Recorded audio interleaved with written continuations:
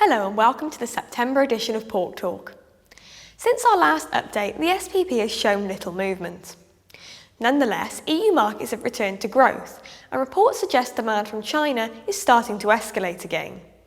Could British prices also return to an upward trend?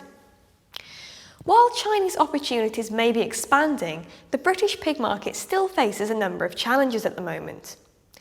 Retail demand continues to be lacklustre, and we can see from the latest figures that sales are falling across the board.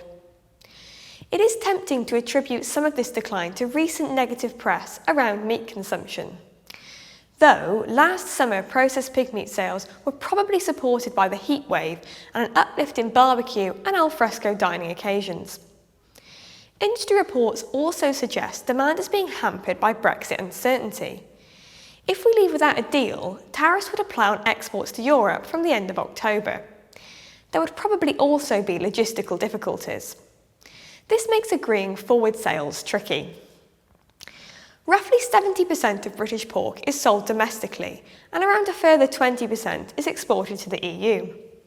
With this in mind then, up to 90% of our pork production could be facing some challenges at the moment. Only around 10% is normally traded internationally, where the outlook is more favourable. Chinese import prices have been rising, and this will start to draw some of the more low-value product from other markets. But prices will need to rise a lot to draw significant volumes of cuts more popular in Europe and the UK. In June, British pork was exported to China with an average price of £1.38 per kilogramme, 23% higher than last year. In contrast, the average price of unprocessed shipments to Ireland was around £2.70 per kilogramme. Wholesale prices in Britain will of course vary by cut, but this will also be more around the £2 to £3 mark.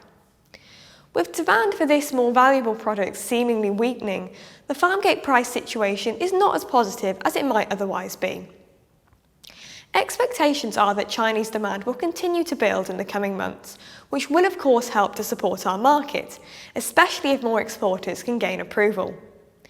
But domestic market performance will be crucial as we approach autumn, especially given uncertainty over EU market access. AHDB Pork will be running a marketing campaign through the autumn to help support this important domestic demand. Keep an eye out for that next month. For the latest information regarding developments in the British pork market and further afield, please visit the Prices and Stats section of the AHDB Pork website.